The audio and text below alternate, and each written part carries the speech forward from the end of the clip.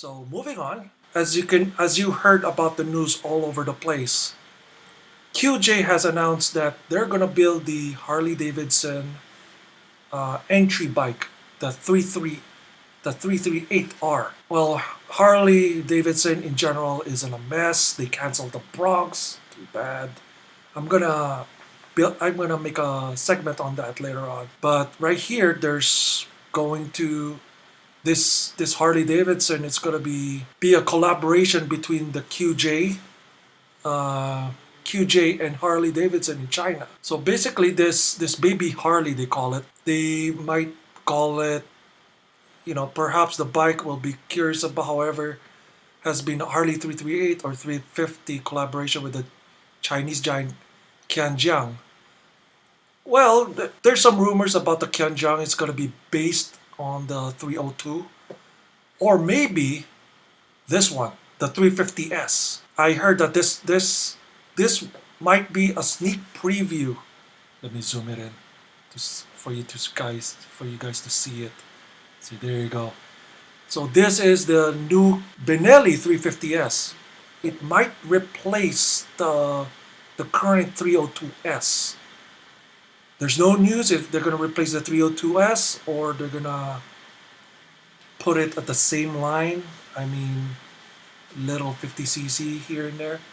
So they just there's some spy pics on the 350S. So this is like an upgraded 300cc motor from the 302S. So it's gonna be like a 354cc motor. They said it might debut in 2021, next year basically. So this is only a spy shot, but it looks very credible. It's gonna be a good rival to the Z400 and the 390, Duke 390. So there you go.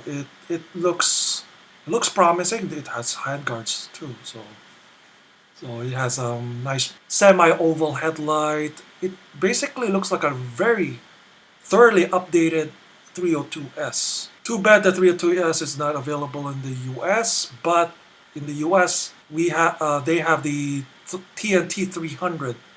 I taste tested that bike too, but unfortunately it's on my recovering 4 terabyte external hard drive right now.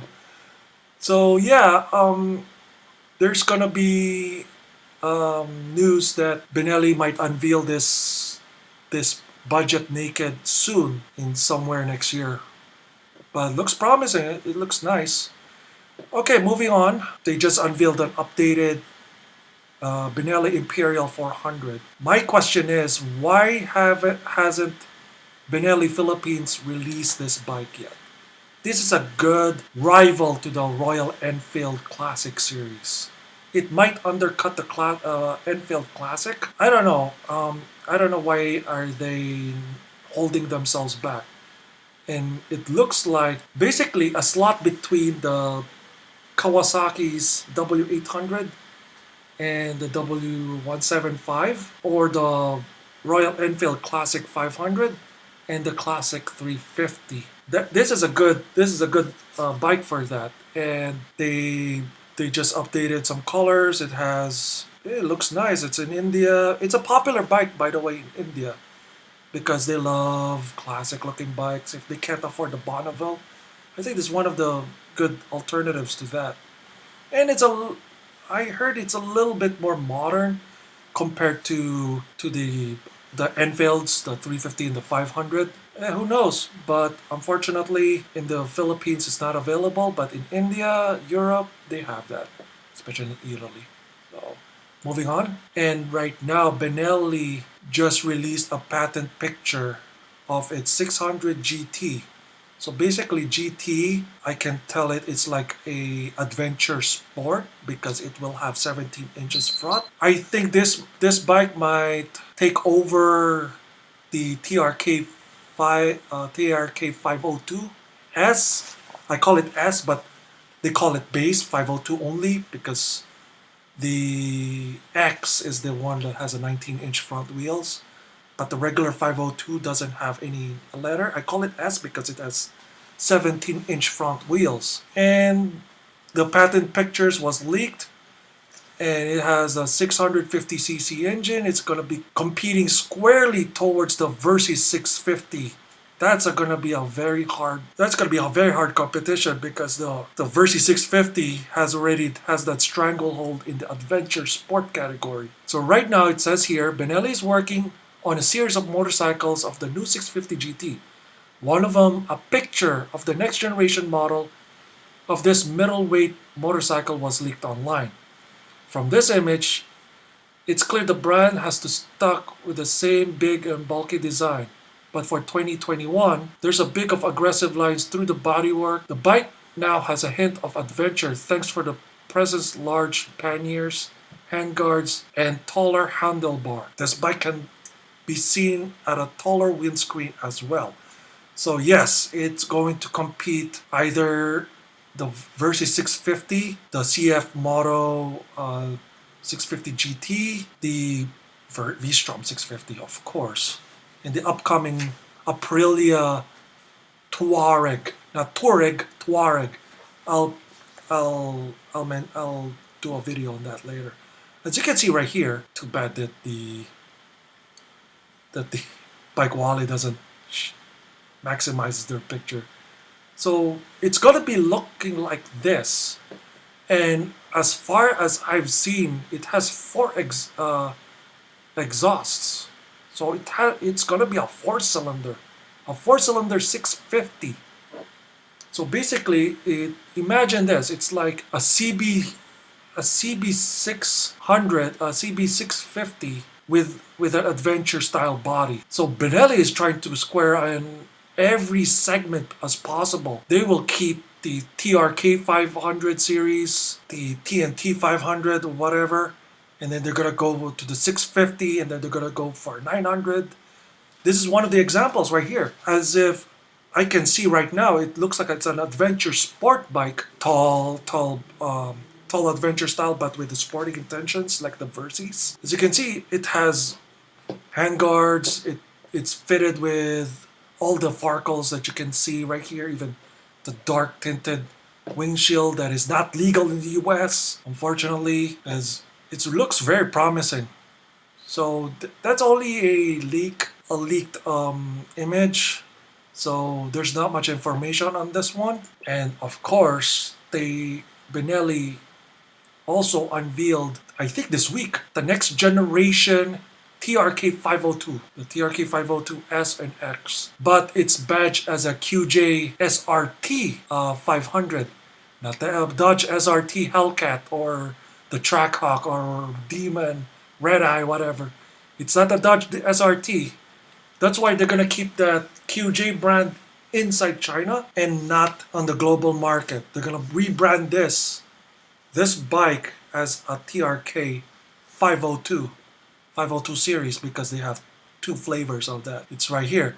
The new adventure bike is better than ever. Benelli has given the TRK 502X adventure bike some much needed updates, with the outgoing TRK beginning to look a little long in the tooth. Yes, I rode it. It's a little bit heavy, and the Chinese Italian brand beginning to lag behind, with the new and more technologically advanced middleweight adventure bikes on the market, such as, of course, the 390 Adventure and the Honda CB500X. Of course, the new 500X looks nice now. It's not the one that I rode years ago. So they just unveiled the QJ Motor SRT 500 in China. This bike will undoubtedly go on the market as the TRK 502 for the rest of the world. As you can see, it looks nice. I mean, there's handguards right there. I don't know if this is aluminum or plastic, but it looks sturdy. It looks promising. Unfortunately, it still doesn't have the adjustable windshield. As you can see, just like the previous generation model. And look at that. It looks a lot slimmer. It looks like it lost some weight compared to the current 502. And so far so good. And there's another. This is from Ride Apart, by the way. And this is the Bike Wallace or Bike Whale coverage of it. They said that, oh wow. Unlike the previous TRK 502, this one has a TFT gauge screen right now. So there's some other buttons right here that unfortunately I can't even zoom it in because of this website.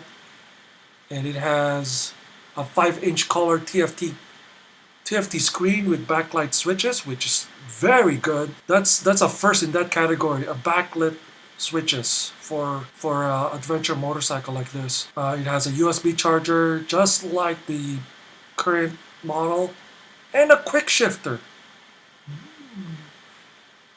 That'll spoil you. And it says here, the motorcycle continues to use a 500cc parallel twin liquid-cooled motor. It's going to be a 6-speed box, just like before. And it's going to make 48.2 bhp, basically 49 horsepower or 49 PS. And then 47 newton meters of torque at 5,500 RPM. So, very promising. It also has a very nice cross spoke for the 502X model. The cross spoke wheels. Basically, those spokes are not just like in the middle, but they're like this. So in case if what if the wheel just bends, it won't puncture the tire itself. It'll just goes out like, just like BMWs, Ducatis. But I like these type of cross spoke. I like these spoke wheels right here, the cross spoke. Very good. So we just have to wait and see about this bike. I believe this won't be released in the Philippines for 2 more years, and they're selling pretty well over there right now. So there you go. That's for the upcoming 502X by Benelli. And there's also, continuing to the 502X theme, is Benelli trying to import the TRK in the Philippines? They're already there. I have a taste test video of that. The TRK in the United States. It's a bit too late now for this model, the current model right now. It's better for them to import the 2nd generation model here in the United States, because it's been a while already for them to bring the 502 here in the US. It's better for them to import the updated model instead of this one. But I can see a good market here as long as they have a good dealer network, a good service network, and also parts availability for this bike. This bike is promising because look at it. It looks like a blend of a Ducati Multistrada. And I rode this in the Philippines, and it rides really nice. It's very mild. It's very approachable bike. It feels top heavy. It feels like a Multistrada at some degree, the Enduro. But it's a little bit too late for this version. They might as well import the updated version here in the US.